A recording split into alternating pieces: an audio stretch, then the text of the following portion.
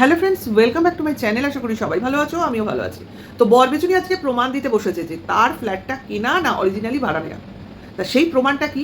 হাস্যকর প্রমাণ। আমার হাতে কটা টাকা দুলছে, সেই টাকা দুলিয়ে আমি বলছি এই টাকা নিয়ে আমি ফ্ল্যাট ভাড়া দিতে যাচ্ছি। কোথায় যাচ্ছ? প্রথম প্রশ্ন, কোথায় যাচ্ছ?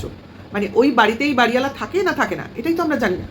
যে ওটা ফ্ল্যাট যদি হয় তাহলে সেক্ষেত্রে আমাদের এটুকু জানা সবারই কম, যেটা হলো যে ফ্ল্যাটে বাড়িওয়ালা থাকে না, তাই না? তাই তো যদি ওই ফ্ল্যাটেই থাকে সেটা আলাদা কথা, আবার অনেকাংশেই থাকে না।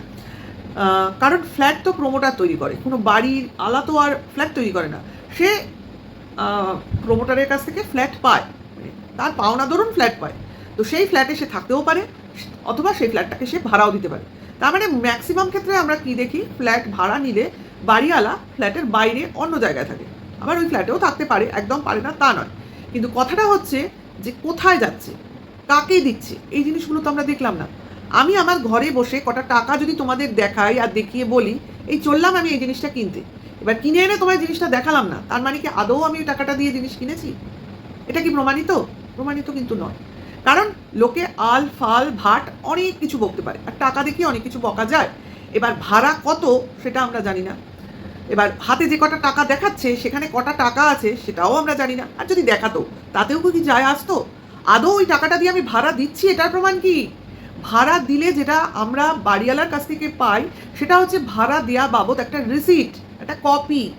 এবার অনেক বাড়িওয়ালা কপি দেয়, আবার অনেক বাড়িওয়ালা কপি দেয় না। মানে অনেক এগ্রিমেন্ট হয়ে গেলে ওই ভাড়ার রিসিট দেওয়া না দেওয়া এটা কোনো ম্যাটার করে না। কারণ আমার তো 11 মাসের কন্ট্রাক্ট, সেখানে আমার বাড়ি ভাড়া দিতেও পারে, মানে রিসিট দিতেও পারে, নাও পারে, ঠিক আছে। কিন্তু ব্যাপারটা হচ্ছে ওইভাবে প্রমাণিত হয় না আমার টাকা দেখিয়ে যে ওটা আমার ভাড়া ফ্ল্যাট। যদি আমি সত্যিই প্রমাণ করতে চাই, আমার ভিউয়ার্সে দেখাতে চাই, তাহলে আমার অন্তত এগ্রিমেন্টটা তো আমি শো করতেই পারি, তাই না? মানে যেগুলো তোমার কমিউনিটি গাইডলাইন্সের মধ্যে আছে, অ্যাড্রেস, ফোন নাম্বার, নাম প্রভৃতি সমস্ত লুকিয়ে ঝুঁকিয়ে যদি প্রমাণ করতে চাই তাহলে দেখাতে পারি আর কি। কিন্তু আমি এগুলো দেখাতে যদি নাই পারি তাহলে আমার প্রমাণ করার কি প্রয়োজন এসে পড়েছে? মানে আমাকে নিয়ে লোকে কি বলছে সেটাকে আমি শুনছি, এবার শুনে আমার গায়ে লাগছে যে আমি ভাড়া নিয়েছি, তবু লোক বলছে আমি কিনেছি। তো যদি আমি সত্যিই ভাড়া নিই তাহলে তো এটা আমার গায়ে লাগার কথা না।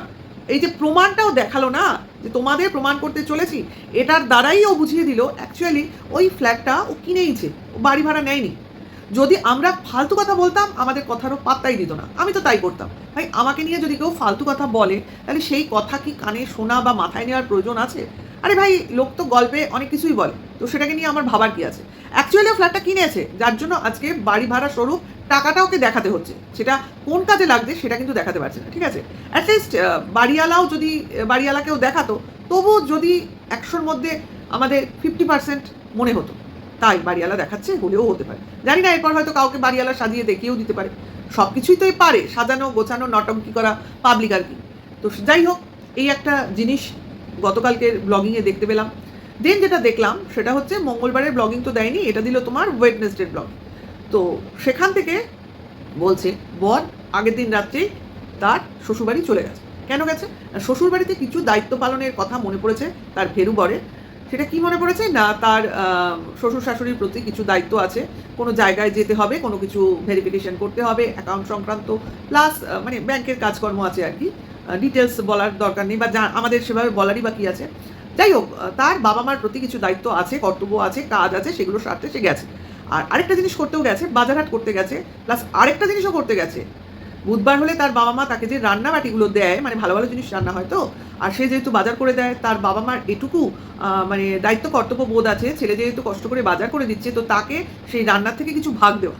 তো সেই ভাগের মালগুলো যাতে বয়ে এনে নিজের বউয়ের মুখের সামনে ধরতে পারে, তার জন্য বর আগের দিন রাত্রেই পৌঁছে গেছে তার বাবা মার বাড়ি, ঠিক আছে। তো সেখান থেকে আমরা জানতে পারলাম যে পরদিন দুপুরবেলা এসে খাওয়া দাওয়া করবে। তো তার বউ রান্না করতে বসেছে কচুরলতি ইলিশ মাছের মাথা দিয়ে, মানে দীর্ঘদিন আগের সেই ইলিশ মাছ তার মাথা স্টোরে ছিল, সেটা দিয়ে কচুর শাক রান্না হলো। তো রান্না বান্না হলো, কত রকম রান্না করলো, মাছের ঝোল ডাল অমুক তমুক করে রেখে দিল। বর আসবে, খাবে, কিন্তু বরের আসার সময় হচ্ছে না, কারণ বর তার শ্বশুরবাড়ির কিছু কাজে ব্যস্ত। আচ্ছা, বর টয়লেট পরিষ্কার করছে শুনলাম, রান্নাঘর পরিষ্কার করছে শুনলাম, মানে ঘরদর পরিষ্কার করছে, যাই হোক কাচাকুচি করছে, এইসব করছে। তো এইগুলো শুনে বরবেচুনি যেহেতু শেয়ার করলো, এবং এটাও বলতে শুনলাম কি দরকার, আমরা তো এখন ওখানে যাচ্ছি না, কি দরকার পরিষ্কার করা, কিন্তু বর করছে। তার মানে কি এটা আবার আমরা দেখতে চলেছি যে আবার নেক্সট উইকে বর বেচুনি হয়তো তার শ্বশুরবাড়ির রুমে রয়েছে বা ওখানে গিয়ে আবার একটা দুটো দিন শেয়ার করছে, নাকি আবার ফেরত চলতে চলেছে তার শ্বশুরবাড়িতে? কারণ আমাদের বললো না খুব শীঘ্রই ফেরত যাব, তোমাদের সামনে সুখবর ইত্যাদি ইত্যাদি। তো তার জন্যই পরিষ্কারপত্র চালাচ্ছে তার ওই ফেরু বরটা, তাই না? খুবই খারাপ লাগে ফেরু ফেরু বলতে, কারণ আমি এটা বলতে চাইনি, কিন্তু যা দেখছি না দিনে দিন, বউয়ের স্বরূপ দেখেও যে বর মুখের হাসিটা বিগলিত করুণা হয়ে হাসতে পারে, তো তাকে ভেরু বলা ছাড়া আর কোনো রাস্তাই নেই। যাই হোক, মানে কি বলবো, মানে যদি মানুষের মান সম্মান না থাকে তো তার এইরকমই বোধহয় বউ কপালে জোটে। যাই হোক, তো সে তো দুপুরে এলো না, তার বউ রেগে গেল এবং রাগার দরুন সে খাবারটা দর্শকদের সামনে শেয়ারই করতে পারলো না, ঠিক আছে? তো বর তো এলো সন্ধেবেলা, মেলা খাবার দাবার বাজারহাট নিয়ে এসছে, ঠিক আছে? এবার বর বেচুনি দেখেই তো ভীষণ খুশি, কারণ পরদিন তাকে উনুন জ্বালাতেই হবে না, মানে গ্যাস ধরাতেই হবে না, ওই রান্না দিয়েই তার মোটামুটি এখন চলতে থাকবে। কিন্তু কথাটা হচ্ছে বর বেচুনি যেরকম রিচ, মানে একদম তেল মশলা দিয়ে খায়, তার শাশুড়ি মা তো সেরকম রান্নাবান্না করে না। তো সেখানে ওই খাবারগুলো তার মুখে রুচবে তো, মানে সেক্ষেত্রে সে খাবার খেয়ে রান্নার ব্যাপারটা থেকে নিষ্কৃতি পাবে, এই জন্য খুশি হচ্ছে ঠিকই, কিন্তু আদৌ কি তার তুষ্টি হবে এইটা জিজ্ঞাসা করছি, ঠিক আছে? যাই হোক, সেটা কথা না। কথা হলো যে সমস্ত জিনিস পেয়ে বেচুনি মোটামুটি এখন খুশি। তো খুশির দরুন সে মহা আনন্দে রয়েছে এবং সেই আনন্দে রাত 2টো অবধি চ্যাটও করছে, মানে আগের দিন করেছে আর কি। যাই হোক, শুনলাম তাই বললাম, আমরা তো আর দেখতে যাইনি। তো ভাবো রাত 2টো অবধি চ্যাট করছে। তাই এই চ্যাটের কথা শুনলেই আমার সেই ফারিয়া আর পম্পমের কথা মনে যায়, কারণ সেখানে ফারিয়া বলছিল পম্পমকে, তুমি তো ভিডিও দেখছো না, তুমি চ্যাট করছো, তাহলে এই কি সেই চ্যাট? মানে পম্পমের সঙ্গেই কি আমাদের বরবেচুনি চ্যাট করছিল? হলেও হতে পারে। ভাই এদের কর্ম দেবানা জানন্তি, মানে এরম ব্যাপার। মানে এরা যে কখন কি কোথায় কিভাবে কি করে আর এদের মাথায় যে কি ঘোরে, অ্যাকচুয়ালি কন্টেন্টের জন্য এরা সব কিছু করতে পারে। তার জন্য যেখানে নামার সেখানে নামতে পারে, যত দূর নোংরা ঘাটা দরকার তত দূর ঘাটতে পারে। মানে পয়সার কাঙাল আর কাকে বলে? যাই হোক, এখানেই বলবে কে না পয়সা রোজগার করতে চায়, কে না পয়সা ভালো লাগে? নিশ্চয়ই ভালো লাগে। পয়সা ভালো কার না লাগে? পয়সার দরকার কার না আছে? যার পয়সা আছে তারও পয়সা লাগে, নাহলে তো আম্বানি কবেই বিজনেস করা বন্ধ করে দিত। তার যা আছে তার হয়তো সে খেয়েও তার পরের পুরুষও খেয়ে নেবে, কিন্তু সে কেন তার বিজনেস বাড়িয়েই চলেছে। তার মানে রোজগারের দরকার সবই, কিন্তু ফেয়ারনেসেরও দরকার আছে। অর্থাৎ আমাকে তো ফেয়ার থাকতে হবে, আমি যেটা রোজগার করব সেটা তো সৎ পথে সৎ বুদ্ধিতে করতে হবে, কারোর ক্ষতি করে নয়, কারোর মাথায় হেগে নয়, কারোকে বুদ্ধু বানিয়ে নয়। তা সেটাও কিন্তু অসৎ পথই বলবে, যে চুরি চামারি খুন খামারি এগুলো করে ইনকাম করাই যে তোমার অসৎ পথে তা তো নয়। চিটিংবাজি করে লোক ঠকিয়ে লোকের মাথায় হাত বুলিয়ে লোককে বোকা বানিয়ে সেই রোজগার করাটাকেও কিন্তু অসৎ পথে ইনকামই বলি আমরা, ঠিক আছে? হ্যাঁ, যারা দেহ ব্যবসার সঙ্গে জড়িত তাদের তো কিছু করার উপায় নেই, তাদের তো সরকার একটা জায়গা দিয়েছে, তারা সেখানে বসে তাদের ইনকাম করছে তাদের জীবন চালাবার জন্য, ঠিক আছে? এখন সেই জায়গাটা বাদ দিয়ে যারা মনে করছে আমি বাড়িতে বসেই কাজকর্ম করব, অর্থাৎ আমি ওদের কাজটাকে আমি বাড়ি বসেই চালাবো, তো সেটা হয়ে যাচ্ছে ইলিগাল। তোমার যদি সেই কাজই করতে হয় তো তুমি চলে যাও না তাদের জায়গায়, সেখানে গিয়ে করো, তাদের মতো হয়ে করো। বাড়ি বসে করব আর মুখে বলবো আমি সৎ এবং সতী, তো সেটা তো সহ্য করা যায় না, তাই না? সবাই একটা জায়গা আছে, যেমন মাছের বাজারেই মাছ বিক্রি হয়, ঠিক আছে? সবজির বাজারেই সবজি বিক্রি হয়। আমরা 5তলা ফ্ল্যাটে বা অ্যাপার্টমেন্টে বসে সবজি বিক্রি করলে কিন্তু লোক আসবে না। হ্যাঁ, এখন ওই বলে না 8তলা মল, ওরম ব্যাপার। মল এখন হয়েছে, সেখানেও সবজি বিক্রি হয়েছে, অনেকেই বলবে, তাহলে সেটাও আছে, কিন্তু সেখানে সেই রকম লোকই আসে, তাই না? যারা ব্যাগ দুলিয়ে কাঁচা বাজারে গিয়ে বার্গেনিং করে বাজার করে, তারা কিন্তু শপিং মলে গিয়ে বাজার করবে না। তারা যারা শপিং মলে যাবে তারা কিন্তু জিনিসের দাম নিয়ে এত ভাবিত হবে না, তারা গাড়ি করে যাবে, গাড়ি ঘুরে মানে চাকা লাগানো গাড়ি ঘুরিয়ে ঘুরিয়ে নিজের পছন্দ মতো সেরা জিনিসটা ট্রলিতে তুলবে, বিল পেমেন্ট করবে কার্ডে, বাড়ি চলে আসবে। মানে সেখানে হাই ফাই ব্যাপার। তার মানে জায়গা অনুযায়ী মানুষের স্টেটাস বদলায়।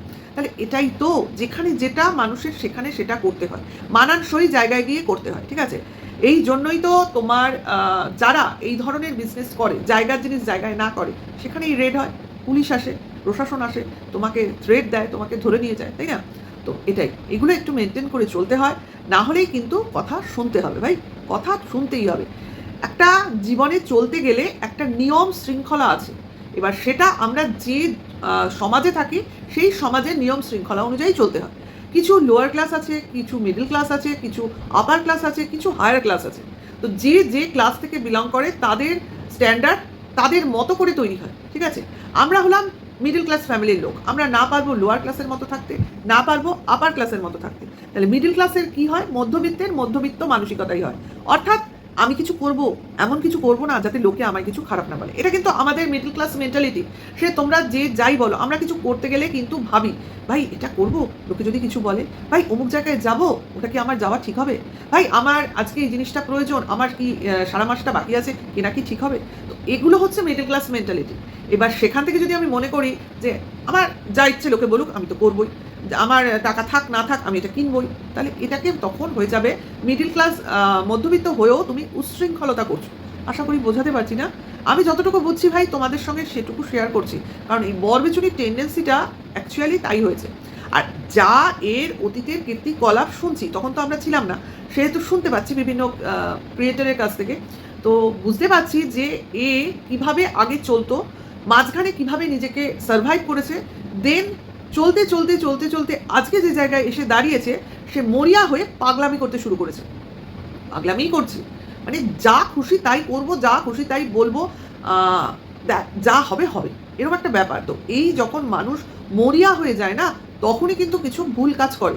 তো সেই ভুল কাজের বহিঃপ্রকাশ আজকে দেখলাম ওই টাকা দেখিয়ে ভাড়া বাড়িতে বা ভাড়া ফ্ল্যাটে আছি, এইটা নিজের দর্শকদের বোঝানোর চেষ্টা করা।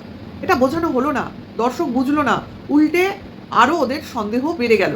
আর আমরা স্যাঙ্গুইন হলাম যে ফ্ল্যাটটা আদতে কেনা। ঠিক আছে, তো এটুকুই বলার ছিল। কেমন লাগলো অবশ্যই জানিও। নেক্সট ভিডিওতে আবার দেখা হবে। ভালো লাগলে লাইক কমেন্টস করো। এখনকার জন্য এইটুকু, আবার আসবো। টাটা, বাই।